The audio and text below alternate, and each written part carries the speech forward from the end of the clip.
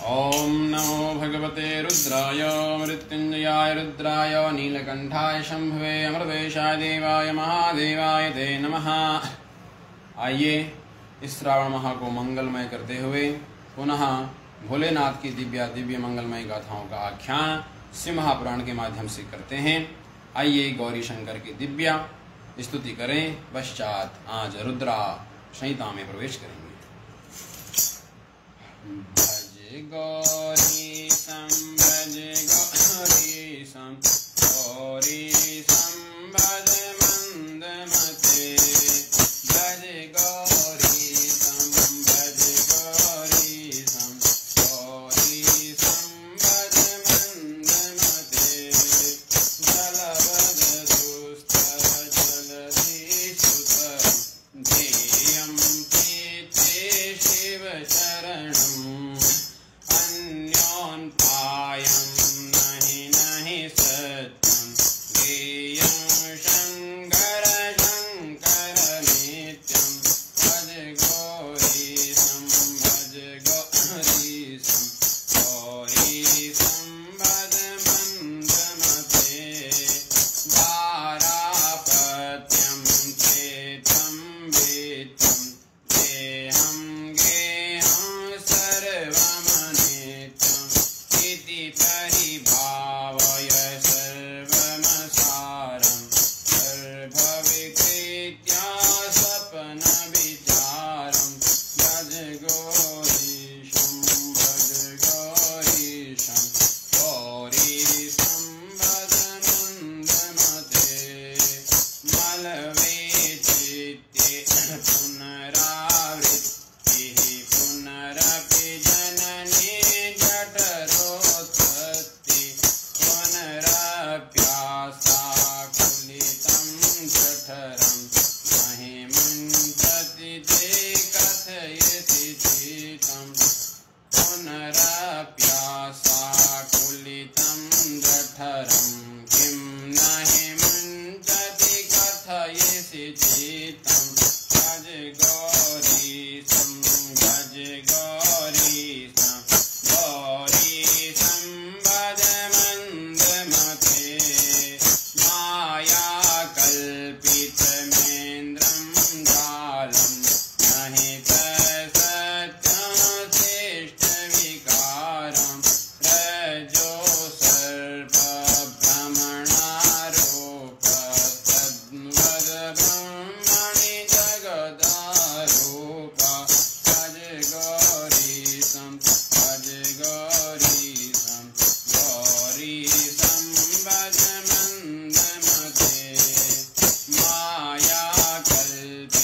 मायाकल्पितमेन्द्रं जालं नहि तत्सत्यं सृष्टिविकारं याति तत्त्वे सर्वमसारं मा कुरु विषयविकारं भज गौरीशं भज गौरीशं गौरीशं भज मन्दमते रजो सर्पभ्रमणारूपस्तद्वद्ब्रह्मणि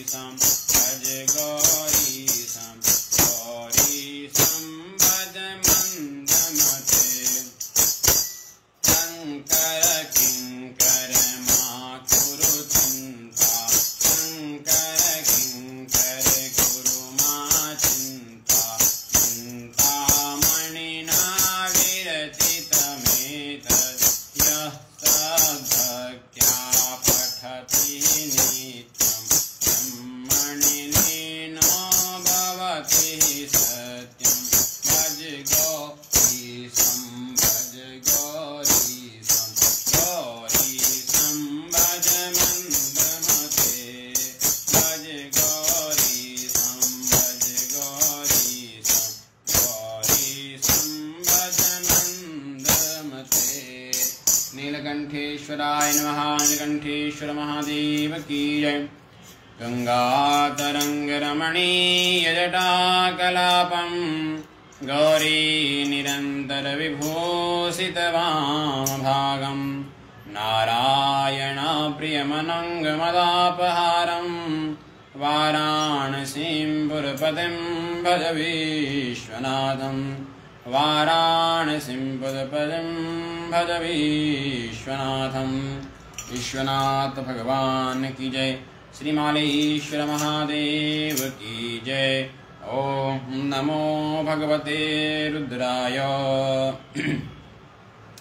कल हमने देखा था किस प्रकार से रुद्राक्ष धारण करना चाहिए और रुद्राक्ष धारण करने के विषय में कल विस्तार पूर्वक से चिंतन हुआ था।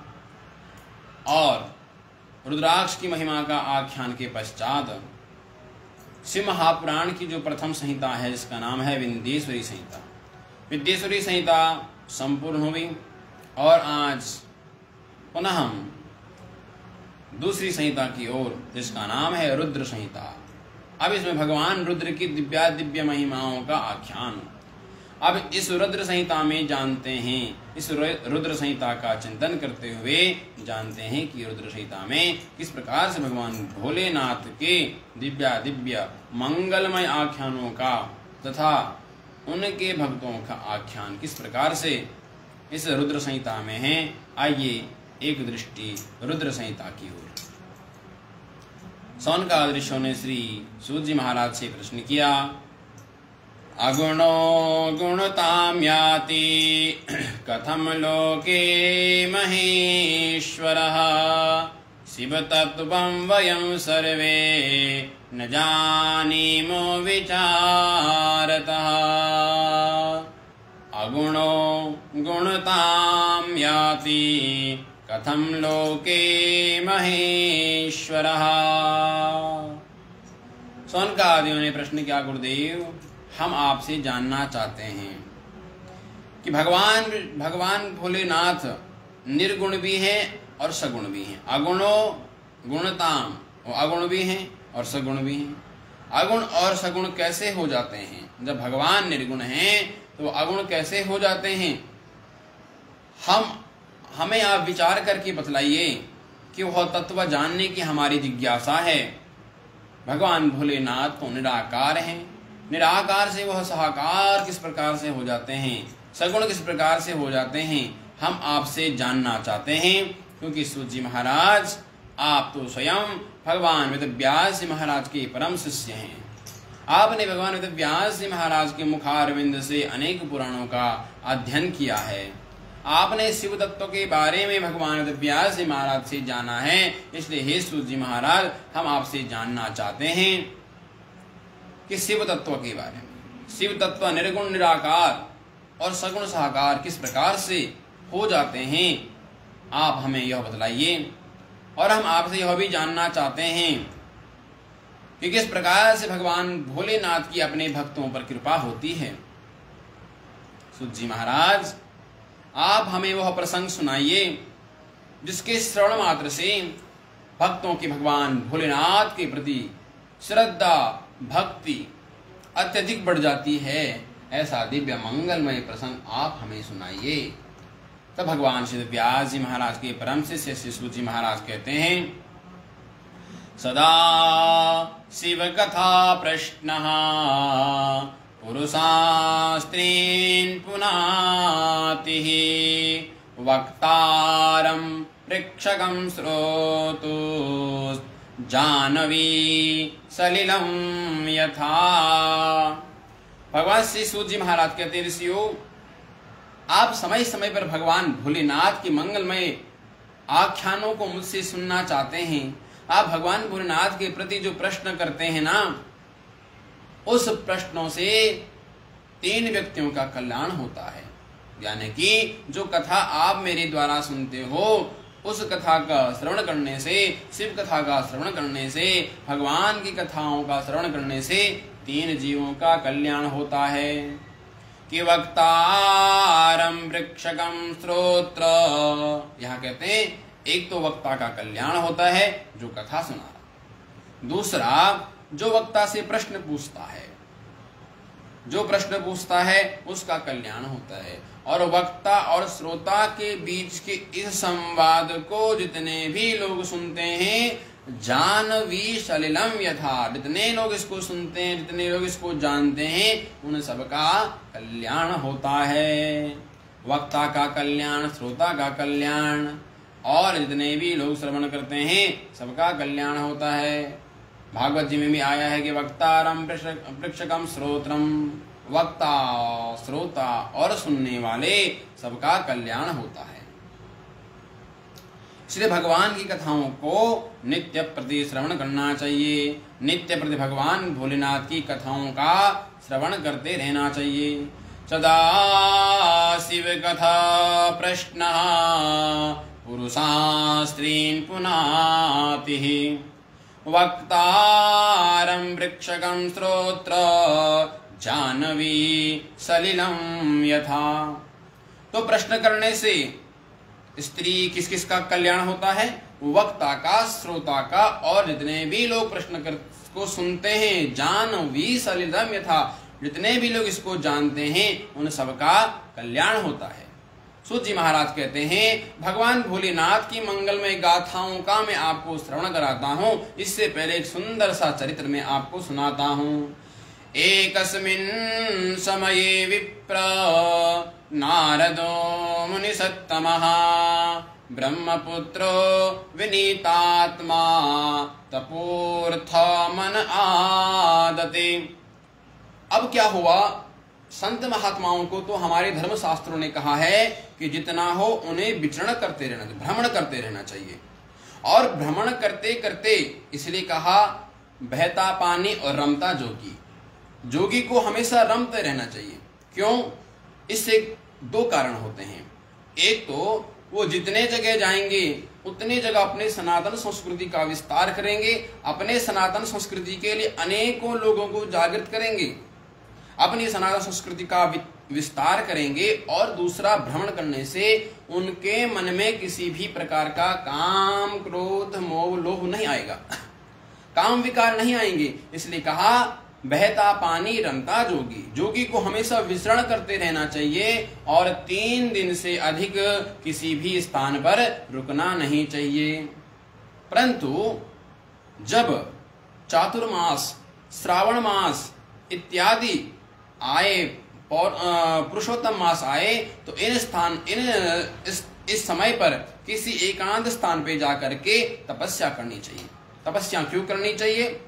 क्योंकि जिस प्रकार से हमारा मोबाइल है, इस फोन में जब तक बैटरी रहेगी तब तक हम फोन चलाएंगे, तब तक फोन हमारा चलेगा। और जैसे इस फोन की बैटरी खत्म होगी तो फिर चार्ज करना पड़ेगा। तो इसीलिए उसी प्रकार से संतों की बैटरी, जब तक संत विचरण करते हैं तब तक विचरण करें, और फिर जब तपस्या करनी होगी, यानी कि अपने को शक्ति प्रदान करनी है, तो शक्ति प्राप्त करने के लिए चातुर्मास, श्रावण मास, पुरुषोत्तम मास आदि मासों में एक स्थान पर बैठ करके भगवान की तपस्या करनी चाहिए। और इसके पश्चात जब भगवान भोलेनाथ की मंगलमय गाथाओं का आख्यान श्री सूत जी महाराज श्रवण करा रहे हैं, उन्होंने कहा कि एक समय क्या हुआ, नारद जी महाराज, एकस्मिन् समये विप्रा नारदो मुनिसत्तमः, ब्रह्मपुत्रो विनीतात्मा तपोर्थे मन आदते। और नारद जी महाराज का भी कार्य यही है। जैसे भगवान शंकर के जो गण हैं उनका नाम है तुम्बुर ऋषि, तो तुम्बुर ऋषि का कार्य है कि भगवान भोलेनाथ की मंगलमय गाथाओं का आख्यान सुनाना। वैसे ही नारद जी का कार्य है कि जितना भी हो सके भगवान विष्णु की कथाओं का आख्यान करना और भगवान श्री विष्णु जी के महिमाओं का आख्यान जन जन तक पहुंचाना। नारद जी एक ऐसे कवि हैं, एक ऐसे मुनि हैं। महाभारत में युधिष्ठिर जी से प्रश्न किया गया, भगवान श्री कृष्ण ने कहा, ऐसे कौन सा व्यक्तित्व है, ऐसा कौन व्यक्ति है जो समस्त लोगों में पूजनीय भी है और दर्शनीय भी है। जिनका समझ सभी लोग पूजन भी करते हैं, देवता असुर मानव दानव, जिनका सभी लोग पूजन भी करते हैं और सर्वसामान्य भी हैं। तो भगवान श्री कृष्ण ने कहा एक ही ऐसा व्यक्तित्व है, वह देवर्षि नारद जी महाराज। नारद जी महाराज जहां भी जाते हैं सब जगह नारद जी का पूजन होता है और ऐसा व्यक्तित्व नारद जी का है, चाहे कोई कितना भी कह दे नारद जी कभी गुस्सा होते ही नहीं है। परंतु आज हम लोगों ने नारद जी को एक खबरी बना दिया है। सबने कहते हैं कि नारद जी डाकिया हैं, नारद जी केवल यहाँ की बात वहां की बात वहां लड़ाई कराते हैं, परंतु नारद जी महाराज का ऐसा कार्य नहीं है। नारद जी महाराज एक ऐसे तपस्वी हैं, आज अगर हम लोगों के मध्य में श्रीमद् भागवत महापुराण का आख्यान पहुंचता है तो इसके मूलभूत भी नारद जी महाराज। अगर आज हमारे सामने वाल्मीकि रामायण पहुंची है तो उसके मूलभूत भी देवर्षि नारद जी महाराज। आज हमारे सामने देवी भागवत पहुंची है तो उसके मूलभूत भी देवर्षि नारद जी महाराज। अनेकों ऐसे पुराण हैं जिनको कि देवर्षि नारद जी महाराज के माध्यम से ही हमें प्राप्त हुए हैं। आगे कहते हैं अब नारद जी महाराज नित्य निरंतर विचरण करते रहते। विचरण करते करते एक दिन क्या हुआ, नारद जी महाराज थक गए। अब चातुर्मास आया तो नारद जी ने सोचा कि भाई अब हमें तपस्या करनी चाहिए। इसके लिए नारद जी ने क्या किया, ब्रह्मपुत्रो विनीतात्मा तपोर्थे मन आदते। इनके मन में विचार आए कि भाई अब तपस्या करनी चाहिए, अब थक गया हूं तो कुछ दिनों तक तपस्या की जाए। तो संस्मरम शक्र चेतसा देवनायक। अब हुआ क्या, तपस्या के लिए एक ऐसे स्थान पे गए, एक ऐसी गुफा में गए कि जो एक अद्भुत गुफा है, एक अद्भुत गुफा है। उस स्थान पे जाते ही नारद जी महाराज का मन शांत हो गया। वहां का सुंदर वातावरण, उस सुंदर वातावरण को देख करके नारद जी महाराज के मन में विचार आया कि भाई कुछ भी हो तपस्या यहीं करनी चाहिए। अब नारद जी महाराज तपस्या वहीं पर करना चाहते हैं, इसलिए नारद जी महाराज ने अब विचार कर लिया कि मुझे तपस्या यहीं पर करनी है। इसलिए नारद जी महाराज ने अब वहीं पर रहने लगे और वहीं पर एकांत में बैठ करके घोर तपस्या नारद जी महाराज ने की।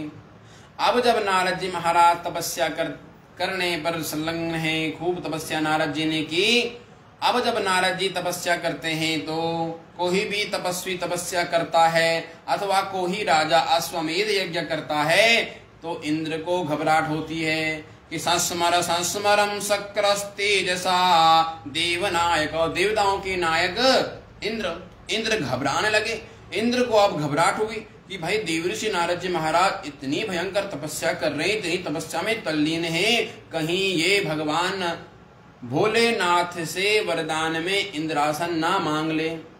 अथवा हम किसी को इंद्रासन की आवश्यकता नहीं है। जितने भी तपस्वी अथवा राजा लोग तपस्या करते हैं, अश्वमेध यज्ञ करते हैं, किसी को किसी भी प्रकार देवराज इंद्र के आसन की आवश्यकता नहीं है। परंतु देवराज इंद्र के मन में यही विचार आता है कि कहीं मेरे आसन को ना मांग ले। अब यहाँ पर यही हुआ, जब नारद जी तपस्या कर रहे हैं तो संस्मरम शक्र चेतसा देवनाय। अब देवताओं के नायक इंद्र बड़े घबराए। अब इंद्र घबराए तो इंद्र को लगा भाई कहीं नारद जी ने हमारा इंद्रासन मांग लिया तो फिर आफत आ जाएगी। भाई हर एक पद अधिकारी को अपने आसन की चिंता होती है। हर एक पद अधिकारी चाहता है कि कहीं हमारा आसन ना छिन जाए। जब कोई दूसरा व्यक्ति राजनीति में आता है तो उसका अत्यधिक उत्साह जब बढ़ने लग जाता है, उसके कार्य अधिक बढ़ने लग जाती है, उसकी ख्याति अधिक होने लग जाती है, तो दूसरे व्यक्तियों को लगता है, जो नेता दूसरे पार्टी के नेता हैं होते हैं, उनको लगता कि भाई कहीं हमारा यह आसन ना हिला दे। जैसे अभी हमारे योगी बाबा की खूब छवि हो रही है। अब योगी बाबा की इतनी छवि है कि इतने लोग उनको पसंद कर रहे हैं कि उनके पार्टी वाले लोग ही चाहते हैं कि हमें इनको किसी ना किसी प्रकार से गिराना चाहिए। तो चाहे कोई राजा है, चाहे कोई मंत्री है, कोई अपने पद पे बैठा हुआ है तो उन्हें अपने पद की चिंता होती है कि भाई अगर इसका तेज, इसका ख्याति अधिक फैल रही है तो कहीं हमारे आसन को ना डगमा दे।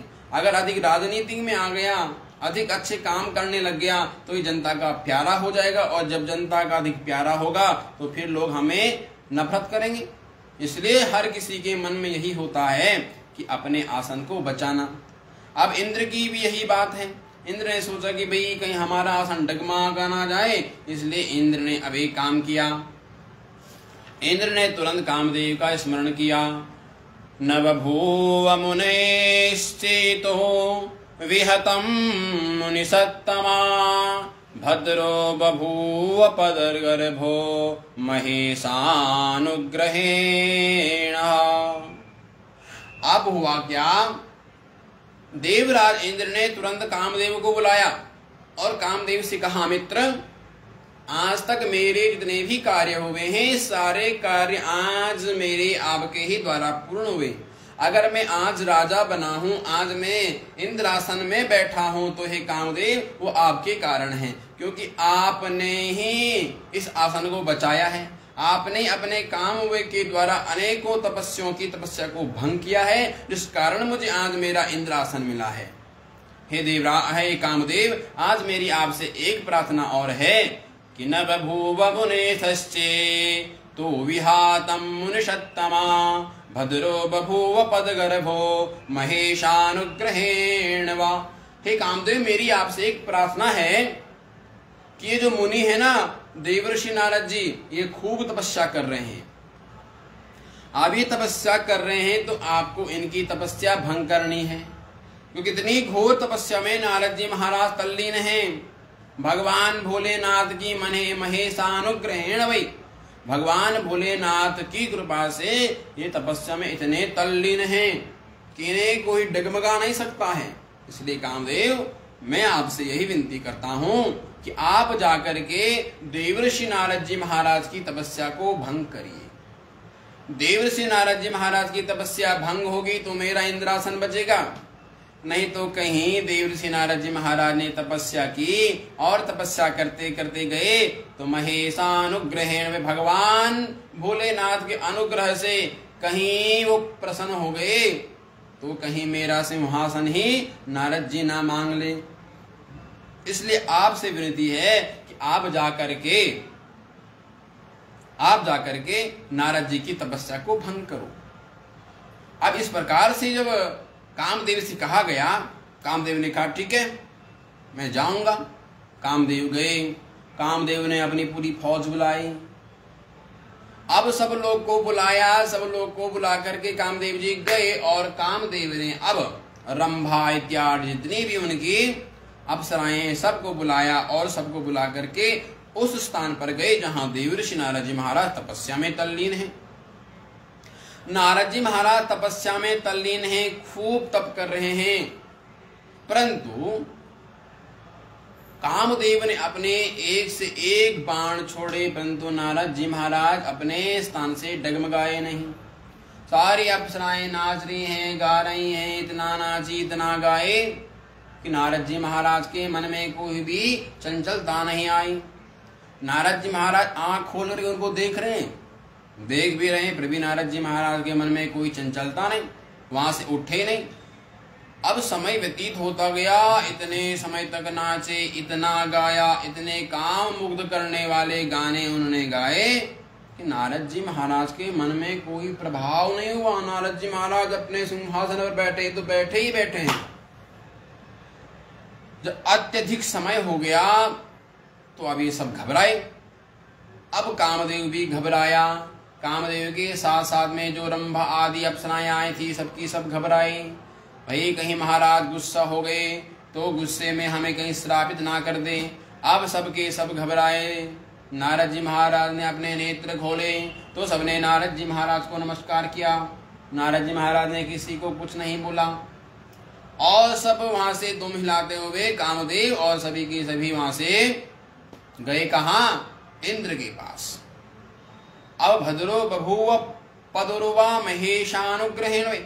अब जब वहां पर गए इंद्र के पास गए तो इंद्र से कह दिया भाई भगवान भोलेनाथ की कृपा उनके ऊपर बहुत है। हमने पूरा प्रयास किया परंतु हमारे प्रयास करने के बावजूद भी देवर्षि नारद जी महाराज अपने स्थान से विचलित नहीं हुए। हमारे पास जितना भी था हमने अपने एक से एक बढ़कर के गाने सुनाए, एक से एक बढ़कर के उन्हें नाच दिखलाया, परंतु देवर्षि नारद जी महाराज अपने स्थान से हिले ही नहीं। अब नारद जी हिले नहीं तो इंद्र और घबराए।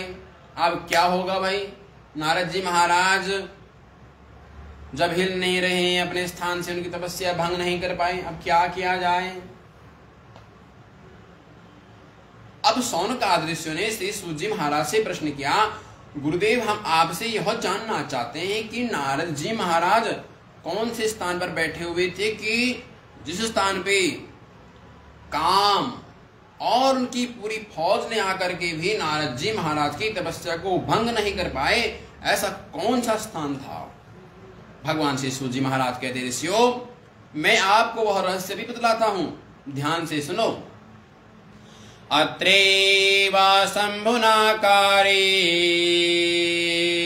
सुतपस्सु स्मरणारिणा अत्रैव दग्धस्तेनासु कामयोन् मुनितपोपहा। भगवान सूत जी महाराज कहते हैं कि अत्रैवा शंभुनाकारे सुतपस्सु स्मरणारिणा। भगवान कहते हैं, हे शौनकादि ऋषियों, नारद जी उस स्थान पर जाकर के तपस्या कर रहे हैं जिस स्थान पे स्वयं भगवान भोलेनाथ ने तपस्या की थी। एक समय की बात, भगवान भोलेनाथ स्वयं इस हिमालय की इस गुफा में आकर के भगवान भोलेनाथ ने अनेकों वर्षों तक इस स्थान पे आकर के तपस्या की। अब जब भगवान भोलेनाथ तपस्या में तल्लीन थे, अनेकों वर्षों तक भोलेनाथ तपस्या में तल्लीन रहे, तो भगवान भोलेनाथ की तपस्या को भंग करने के लिए अत्रैव दग्धतेनासु कामो मुनि तपोपहा। अब जब भगवान भोलेनाथ तपस्या में तल्लीन हैं, उसी समय कामदेव वहां पे आए और कामदेव ने आकर के भगवान भोलेनाथ की तपस्या भंग करनी चाहिए। खूब प्रयास इसने भगवान भोलेनाथ की तपस्या को भंग करने में किए, परंतु अपने कार्य में सफल नहीं हो पाया। और जब सफल नहीं हो पाया तो भगवान भोलेनाथ ने अपने तीसरे नेत्र को खोला, और जैसे ही भगवान ने अपने तीसरे नेत्र को खोला तो तीसरे नेत्र से जो अग्नि निकली उससे ही उन्होंने काम का दहन कर दिया, काम को वहीं पर राख का ढेर बना दिया। अब इस प्रकार जब कामदेव नहीं रहे तो सभी देवता घबराए, उनकी पत्नी रति देवी घबराई, क्या मेरा क्या होगा, अब संसार में क्या होगा, जब काम शक्ति नहीं है, जब काम नहीं है तो अब संसार कैसे चलेगा। इस प्रकार की जब सभी देवताओं ने आकर के भोलेनाथ से प्रार्थना की, तब भोलेनाथ ने कहा, हे देवताओं, हे रति देवी, तुम घबराओ मत, मैं तुम्हें वचन देता हूं कि अब तेरती तब नाथ कर होई नाम अनंग, बिन वपु व्यापहि सबहि पुनि, सुनि निज मिलन प्रसंग। जब जदुवंश कृष्ण अवतारा, होहि हरन महामहि भारा। कृष्ण तनय हो है पति तोरा, बचन अनथ्या होई न मोरा। अन्यथा होई न। भगवान ने कहा, देवी तुम घबराओ मत, अब से आपके पति का नाम अनगु होगा, और यह कामदेव तो रहेंगे, परंतु आज से काम अपने शरीर से नहीं रहेंगे, ये केवल छाया मात्र से रहेंगे। अनगु यानी कि छाया मात्र से आपके साथ में रहेंगे, छाया मात्र से सर्वत्र रहेंगे और किसी को दिखेंगे नहीं। परंतु जब द्वापर में भगवान, जब यदुवंश कृष्ण अवतारा, यदुवंश में जब भगवान विष्णु के अवतार भगवान श्री कृष्ण के रूप में होगा तो उस समय होई हरन महामयी पृथ्वी का भार उतारने के लिए यदा यदा धर्मस्य धर्म की स्थापना करने के लिए संत महात्माओं की रक्षा करने के लिए धर्म की पुनर्स्थापना करने के लिए जब भगवान श्री कृष्ण का यदुवंश में अवतार होगा तब उन्हीं के घर में उन्हीं के पुत्र के रूप में कृष्ण तनय हो ये पति तोरा भगवान श्री कृष्ण के पुत्र के यहाँ भगवान श्री कृष्ण के पुत्र के रूप में कामदेव का अवतार होगा। इसलिए तुम चिंता ना करो, तब तक तुम्हारे साथ में रहेंगे परंतु वह छाया मात्र से रहेंगे। इस प्रकार से उस स्थान पे भगवान भोलेनाथ ने कामदेव को दग्ध किया था, कामदेव को भस्म किया था। इसलिए भगवान भोलेनाथ ने सभी देवताओं को सूचित करते हुए कहा, आज से इस स्थान पर कभी भी कामदेव का अधिकार नहीं होगा, यह कामदेव से मुक्त स्थान है। और नारद जी महाराज ने उसी स्थान पर आकर के तपस्या की थी, जिस कारण से देवर्षि नारद जी महाराज की तपस्या सफल हुई। अब और अनेकों वर्षों तक नारद जी ने तपस्या की। अब नारद जी को लगा भैया मेरी तपस्या पूरी हो गई। अब नारद जी ने तपस्या पूरी हो गई और जैसे ही नारद जी उस स्थान से बाहर आए तो नारद जी के मन में लगा कि भाई मैंने तपस्या की, काम को मैंने हराया, रंभा आदि अप्सराओं को मैंने हराया, फिर भी किसी ने मेरा प्रचार नहीं किया, मेरे बारे में किसी ने बोला नहीं। भाई मेरा तो प्रचार होना चाहिए, लोगों को तो मालूम होना चाहिए कि मैंने अपनी तपस्या के द्वारा कामदेव को हराया, अप्सराओं को मैंने हराया। भाई मैंने तपस्या की है तो इसका फल तो मिलना चाहिए, कम से कम मेरा प्रचार तो होना चाहिए। अब देखिए इस स्थान का इतना प्रभाव होता है। जब तक नारद जी महाराज उस स्थान पर थे तो नारद जी महाराज के मन में कभी भी ऐसी भावनाएं नहीं आई थी कि मेरा सम्मान हो, लोग मेरे की जय जयकार करें। कभी भी नारद जी महाराज के मन में इस प्रकार का अहंकार नहीं आया। और जैसे ही देवर्षि नारद जी महाराज उस स्थान से बाहर आए तो नारद जी महाराज के मन में अब काम विकार, नारद जी महाराज अभिमान हो गया। अरे मैं वो नारद हूँ जिसने कामदेव पर विजय प्राप्त की है, मैं वो नारद हूँ मैंने रंभादि अप्सराओं पर विजय प्राप्त की है और मेरा प्रचार नहीं हुआ। मेरा प्रचार तो होना ही चाहिए, भले ही लोग मुझे मेरा बड़प्पन नहीं देखना चाहते हैं परंतु मेरा तो प्रचार होना ही चाहिए। इस प्रकार से आज हमने रुद्र संहिता का प्रथम अध्याय देखा। अब नारद जी महाराज का प्रचार होना चाहिए, ये प्रचार कौन करेगा कल हम इससे आगे देखेंगे। समय का अभाव है और कल रुद्र संहिता के दूसरे अध्याय में प्रवेश करते हुए नारद जी महाराज के आगे का आख्यान हम श्रवण करेंगे। आज की कथा को यहीं पर विश्राम देते हुए नीलकंठेश्वर महादेव की जय, सद्गुरुदेव भगवान की जय, श्री बांके बिहारी लाल की जय, मालेश्वर महादेव की जय। नमः पार्वती पतये, हर हर महादेव। तत्सत् नीलकंठेश्वर महादेव चरणार्पणमस्तु।